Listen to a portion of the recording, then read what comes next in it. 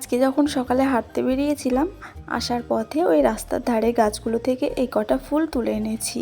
তো বেশ কিছুটা জবা রয়েছে 3-4টে, আর হচ্ছে সাদা ওই টগর ফুলগুলো। আসলে আমার সেভাবে অনেকটা ফুলের প্রয়োজন পড়ে না, কারণ আমি তো সেভাবে ঠাকুর আমার ঘরে এখনও বসাইনি। ওই 2-1টা ঠাকুরের ছবি রয়েছে, তো সেগুলোতেই আমি ফুল দিই, আর হচ্ছে তোমার ঘরে একটু ধূপধুনো দেখাই। আর আগে যখন আমি ঠাকুর ঘরে গিয়ে বেশ সাজিয়ে গুছিয়ে পুজো করতাম, তো তখন অনেকটাই ফুলের প্রয়োজন পড়তো, আর সাজিয়ে গুছিয়ে পুজো দিলে বেশ ভালোও লাগতো। তো এখন তো আমি আর ঠাকুর ঘরে পুজো দিতে যাই না। আর এখন হচ্ছে আমার যা বেশ কিছু ফুলের গাছ লাগিয়েছে, অনেক রকম ফুলের ভ্যারাইটিস রয়েছে। তো সেই ফুলগুলো তুলে এনে ওই পুজো দেয় ঘরে। জবা ফুলের অনেক ভ্যারাইটিস রয়েছে জানো তো, খুব সুন্দর সুন্দর ফুল ফোটে, তোমাদের সঙ্গে একদিন শেয়ার করব। বিভিন্ন কালারের জবা ফুলগুলো দেখতেও বেশ ভালো লাগে। হলুদ রয়েছে, পিঙ্ক কালার রয়েছে, লাল রয়েছে, অনেক রকম রয়েছে, সঙ্গে নীল অপরাজিতা রয়েছে, তারপরে সাদা ফুল রয়েছে। তো অনেক ধরনের ফুল রয়েছে, তো টুকটুক করে হয় ওই 2-4টে করে, আর সেগুলো দিয়েই ঘরের পুজোটা দেওয়া হয়ে যায়। Hello everyone, good morning. সকলে কেমন আছো? আই হোপ প্রত্যেকেই ভীষণ ভালো আছো, আর আমিও বেশ ভালো আছি। আমি সুস্মিতা, আমার নতুন একটি ব্লগে তোমাদেরকে জানাচ্ছি অনেক অনেক স্বাগত আর ভালোবাসা। আজকের দিনটা হচ্ছে বৃহস্পতিবার, আর ব্লগটা শুরু করেছি সকাল 6টা থেকে। উঠেছি ঘুম থেকে কিন্তু 5টার সময়, আর এখন প্রতিনিয়তই আমি ঘুম থেকে 5টার দিক করে উঠে যাই, ওই 2-1 দিন ব্যতিক্রম ছাড়া। তো তারপরে ঘরের কাজকর্মগুলো শুরু করেছিলাম, তো খুব একটা তোমাদের সঙ্গে শেয়ার করতে পারলাম না। তো একেবারে বাসি কাজগুলো কমপ্লিট করে এই যে স্নান সেরে চলে এসেছি ছাদে। আর ওই যে জবা ফুল কটা নিয়ে এসেছিলাম, তো জবা ফুলটা আমার এই কারণেই বেশি দরকার পড়ে। বেশি বলতে প্রতিদিন ওই 2-1টা হলেই হয়ে যায়, কারণ সকালবেলায় স্নান সেরে উঠে যখন এই যে সূর্যদেবের উদ্দেশ্যে অর্ঘ্যটা নিবেদন করি, তো এখানে লাল ফুল হলে ভীষণ ভালো হয়। কারণ সূর্যদেবকে ওই লাল জবা বা যে কোনো ধরনের লাল রঙের ফুল দিয়ে অর্ঘ্য নিবেদন করলে নাকি মানে উনি সন্তুষ্ট হন। এটাই রয়েছে শাস্ত্রমতে, আরও অনেক নানাবিধ পদ্ধতি রয়েছে, বাট এটা হচ্ছে শর্টকাট। তো এটা আমি প্রতিনিয়ত করে থাকি। বিশেষ করে আগে আমি এটা করতাম না জানো তো, ওই 2026 সাল পড়ে না আমি এটা শুরু করেছিলাম। কারণ এবছর বলা রয়েছে এই বছর নাকি রবির বছর। তো রবি মানেই হচ্ছে সূর্য, তো সূর্যদেবকে সন্তুষ্ট করতে পারলে বছরটা ভালোই কাটবে। আগামী দিনগুলো অনেক বাধা বিপত্তির হাত থেকে রক্ষাও পাওয়া যাবে। তো তবুও সূর্যদেবের উদ্দেশ্যে অর্ঘ্য নিবেদন করার পেছনে আরও অনেক কিন্তু শুভ ফলাফল পাওয়া যায়। শুধুমাত্র এই বছর 2026 রবির বছর বলেই যে আমরা শুধুমাত্র এই বছরটাই করব তা কিন্তু নয়। আমরা যদি পারি সারা বছর, যতদিন আমাদের শরীর চলবে, আমাদের মন চাইবে, শরীর সুস্থ থাকবে, ঠিক ততদিনই না হচ্ছে তোমার সকালবেলায় উঠে স্নান সেরে এই সূর্যদেবকে অর্ঘ্য নিবেদন করাটা কিন্তু ভীষণ ভালো। এটা তোমার শারীরিক দিক থেকেও যেমন ভালো, তেমন তোমার সংসারের দিক থেকেও কিন্তু অনেক পজিটিভিটি কাজ করে জানো তো। তো তারপরে আমি সূর্যদেবের উদ্দেশ্যে অর্ঘ্য নিবেদন করে আসার পরে মানে একই হাতে ছাদে জামা কাপড়গুলোও নিয়ে গেছিলাম, সেগুলোও রোদে দিয়ে দিয়েছি। তারপরে নিচে এসে তুলসী গাছে জল দান। এটাও যেমন আমাদের প্রত্যেকটা সনাতন ধর্মের মেয়ে বউ বা ছেলেদের, নারী পুরুষ উভয়েরই কিন্তু তুলসী গাছে জল দান করাটা কিন্তু ভীষণ একটা ভালো ফলাফল পাওয়া যায় জানো তো।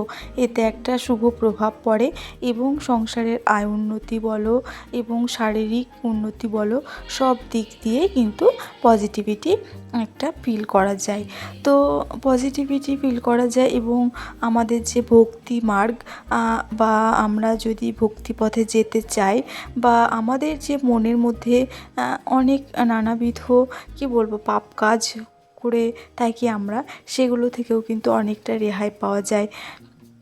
তো যাই হোক, অত তো স্বাস্থ্য সম্বন্ধে আমার কোনো জ্ঞান নেই, তবে আমি যতটুকুনো আমি শুনেছি, আমি জানি, বা আমি যতটুকুনো করি, সেটাই সবসময় তোমাদের সঙ্গে শেয়ার করার চেষ্টা করি। দেখো, আমি তো খুব সাধারণ ঘরের বউ, এবং আমার লাইফস্টাইলটাও ভীষণ সিম্পল। তো যেরকমটা আমি সেরকমটাই আমি তোমাদের সঙ্গে শেয়ার করে থাকি। জানি না তোমাদের ভালো লাগে কি না। যদি ভালো লাগে তাহলে অবশ্যই আমাকে কমেন্ট করে জানিও, ঠিক আছে? তো তোমরা তোমাদের লাইফস্টাইলটা কীভাবে মানে কাটাও বা তোমরাও এই কাজগুলো করো কি না, তোমাদের সংসারের উন্নতির জন্য বা ছেলেমেয়ের ভালোর জন্য, নিজের ভালোর জন্য অবশ্যই আমাকে কিন্তু জানিও। দেখো, ভক্তি বা হচ্ছে ঠাকুরের প্রতি ভালোবাসা বা ভক্তি বলো, সেটা কিন্তু শুধুমাত্র ওই মন্দিরে যাওয়া বা পুজো পাঠ দেওয়া বা হচ্ছে তোমার ওই ঠাকুরকে প্রতিনিয়ত আমরা যে পুজো দিই সেবা পুজো, সেটা করলেই যে হয়ে যায় তা কিন্তু নয়। ভক্তি একটা মনের ব্যাপার। মন থেকে তুমি যেটা চাইবে এবং যেটা তুমি মন দিয়ে ঠাকুরের জন্য ভালোবেসে করবে, সেটাই কিন্তু ভক্তি। ভক্তির জন্য লোক দেখানো কোনো কিছু করার কিন্তু প্রয়োজন থাকে না বা পড়ে না, তাই না? অনেকেই আছে আমরা দেখি যে এই মন্দির সেই মন্দির প্রায় মানে পুজো দিতে যায় বা ঘরে এই ডেলি পুজো পাঠ আমরা তো করেই থাকি। আর এই নিত্যদিনের পুজো পাঠ করাটাই হচ্ছে কিন্তু ভক্তি।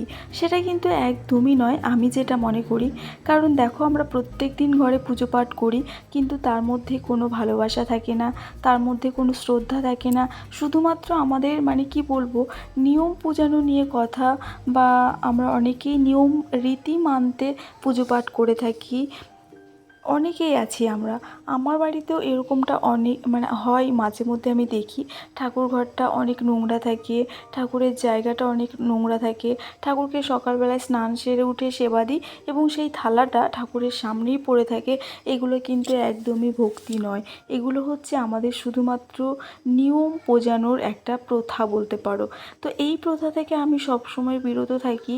আর আমি যেটা আমি মানে ঠাকুরের জন্য ভালোবেসে করতে পারবো না, আমার মন যেটা চায় আমি সেই আমার মনের মতো ঠাকুরকে সেবা পুজো করতে পারবো না, সেই পুজো করার আমার কোনো মানেই হয় না। নিজের যেমন অপরিষ্কার অপরিচ্ছন্ন এগুলো থাকতে পারি না, আমি আমার ছেলে মেয়েকে যতটা স্নেহ ভালোবাসি বা পরিষ্কার পরিচ্ছন্নভাবে রাখতে ভালোবাসি, আমি আমার সংসারের মধ্যে যতটা মানে আয় উন্নতি দেখতে চাই বা সংসারটাকে যতটা এগিয়ে নিয়ে যেতে চাই, যতটা আকুলতা ব্যাকুলতা একটা সংসারের ভালো থাকা খারাপ থাকার জন্য ডিপেন্ড করে, ঠিক সেই রকমই ভালোবাসা বা সেই রকমই ভালো লাগা, সেই রকমই চিন্তা ভাবনা যদি ঈশ্বরের জন্য থাকে, তবেই তুমি কিন্তু ঈশ্বরের সেবা করো, ঈশ্বরের পূজা করো, পূজা পাঠ করো এবং নিজেকে ঈশ্বরের কাজে নিয়োজিত করো। সেটাই তোমার পূর্ণ ভক্তিরূপে পরিণত হবে এবং তুমি কি বলবো, সব দিক দিয়ে কিন্তু সফলতা পাবে। তখন তোমাকে না ঈশ্বরের কাছ থেকে আর কোনো কিছু আলাদা করে চাইতে হবে না। তুমি যদি ঈশ্বরের জন্য এক ধাপ এগিয়ে যাও, ঈশ্বর তোমার জন্য 4 ধাপ এগিয়ে আসবে। এটা আমি রিয়ালাইজ করেছি। আর আমি অনেক ক্ষেত্রে জানো তো, সত্যি কথা কি বলবো তোমাদের, এটা হয়তো কাউকে বোঝানো সম্ভবই নয়, আমি সত্যি অনেক কিছু ফিল করতে পারি এবং আমার সাথে ঘটেছে অনেক কিছু। অবশ্যই একে একে তোমাদের সঙ্গে আমি শেয়ার করব। আমার সমস্ত বিপদে আপদে আমি ঈশ্বরকে একমাত্র পাশে পেয়েছি। তবে দেখো, পাশে পেয়েছি ঠিকই, তার মানে এই নয় যে স্বয়ং ভগবান নেমে এসেছে আমাকে হেল্প করতে, এটা কিন্তু একদমই নয়। ঈশ্বর মানে হচ্ছে তুমি যেই বিপদে পড়বে ঠিক কাউকে না কাউকে পাঠিয়ে দেবে সেই বিপদে থেকে উদ্ধার করার জন্য। ঈশ্বর নিজে কখনো আসেন না, আসেন সেই ভক্তি থাকতে হবে। তবে আমরা তো সেই পথে এখনও যেতেই পারিনি, তাই না বলো? তো যাই হোক, এগুলো আমার কথা, আমার জীবনের কাহিনী আমি তোমাদের সঙ্গে শেয়ার করছি। কেউ প্লিজ অন্যরকমভাবে নেবে না, কেমন? তো এদিকে তোমাদের সঙ্গে আমি এত কিছু মানে সত্যি কথা বলতে যদি আমি বলি, আমার বলা শেষ হয় না। কোন দিক দিয়ে শুরু করব কোন দিক দিয়ে শেষ করব আমি নিজেই বুঝতে পারি না। তো সেই কারণে অনেকটা বলে ফেললাম। তো এদিকে দেখো, আমি ভাত হয়ে গেছে অলরেডি, আর তোমাদের দাদাভাই আজকে চিকেন এনেছে। তো চিকেনটা ওইদিকে বসিয়েছি, আর চিকেন বসাতে বসাতে আমি চলে এসেছি এই যে ছাদে। আজকে করে মানে দেবো আমের আচার। তো এই যে আমগুলোকে কেটে নিয়ে নুন হলুদ মাখিয়ে ছাদে এই যে রোদের মধ্যে শুকাতে দিয়েছি। 2 দিন ধরে এটাকে শুকিয়ে তারপরে তেল আচার বানাবো।